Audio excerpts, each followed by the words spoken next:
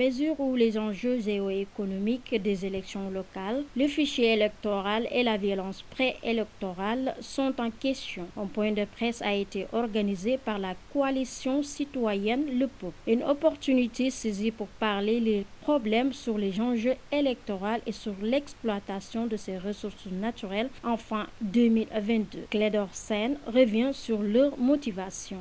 Vous a convié à cette conférence de presse pour attirer l'attention de l'opinion sur l'importance stratégique et économique de certains départements, notamment 8 parmi les 45 départements, qui intéressent particulièrement la coalition citoyenne.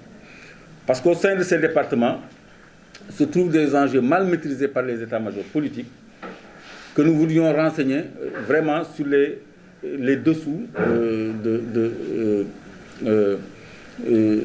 du zèle apporté par l'État pour maintenir ces départements dans l'escarcelle de l'APR.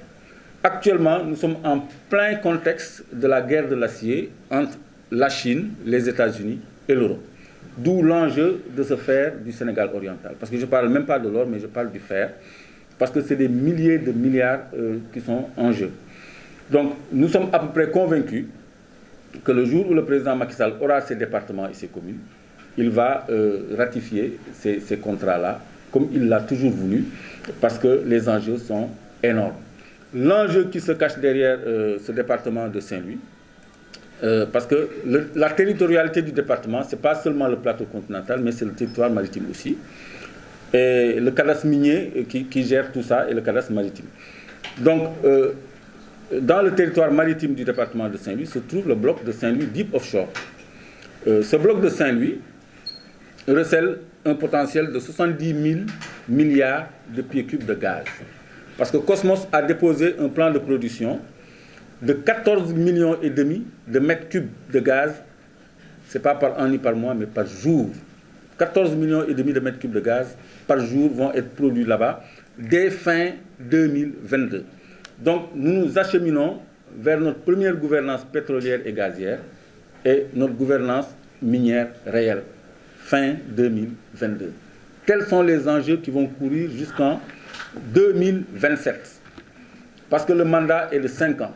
Même au-delà de 2024, si le président Macky Sall prend ces départements-là, il les aura jusqu'en 2027. Dans le même ordre d'idée, le secrétaire général de QCEMS Authentique revient pour éclaircir les Sénégalais sur ces scandales qui ont eu lieu depuis des mois. Nous, la coalition citoyenne Le Peuple, nous sommes là pour le peuple sénégalais. Nous ne sommes pas là pour faire dans la culture partisane. Nous ne sommes pas avec l'opposition et nous ne sommes pas avec le pouvoir. Nous sommes avec la vérité.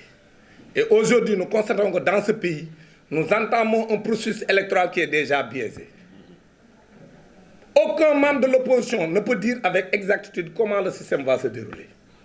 Le fichier est entre les mains d'une partie qui est en compétition, c'est-à-dire le pouvoir.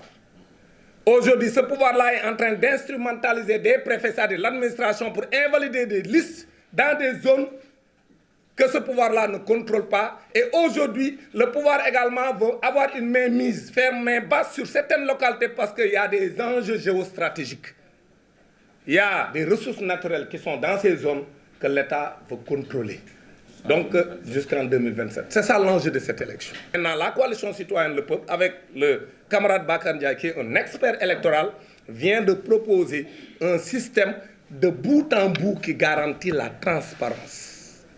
Ça, le peuple sénégalais doit nous appuyer, nous, la coalition, pour aller dans ce sens. Si on veut avoir la paix durable, le président Macky Sall, aujourd'hui, a défié même les khalifes généraux.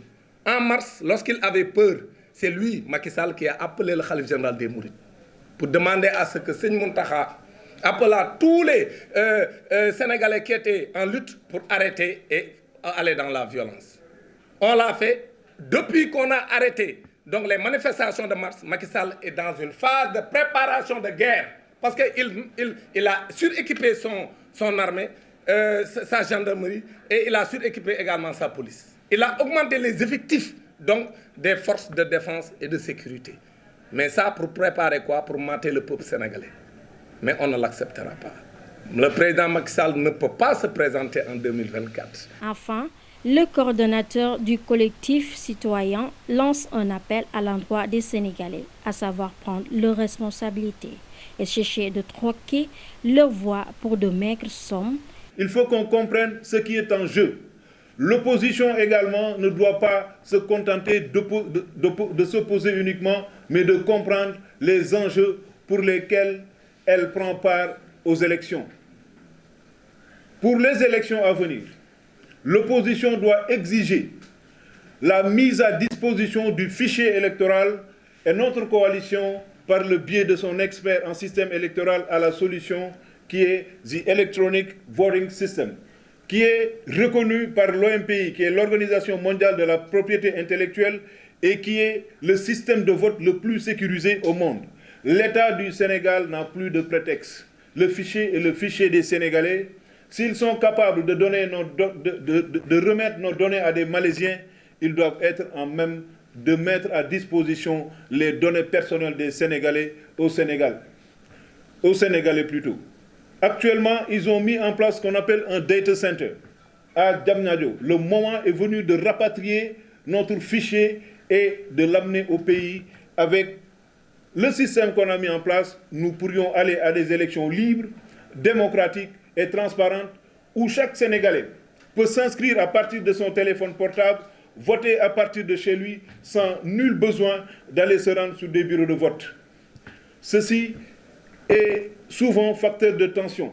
Plus les électeurs se concentreront dans des bureaux de vote avec cette période de pandémie, plus les risques de violence électorale vont s'accentuer.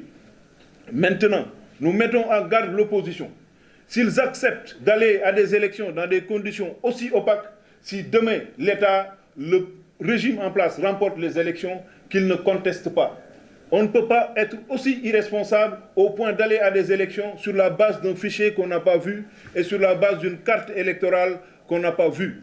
Il faudrait que l'opposition sénégalaise soit également beaucoup plus responsable que ça. Nous avons également vu le cadre unitaire de l'islam au Sénégal brandir ce qu'on appelle une charte de non-violence. L'État est le seul détenteur de la violence légitime, mais au Sénégal, nous avons un État qui réprime un peuple totalement pacifique. Une exigence a été faite sur la liberté et la transparence du fichier électoral. Pardon.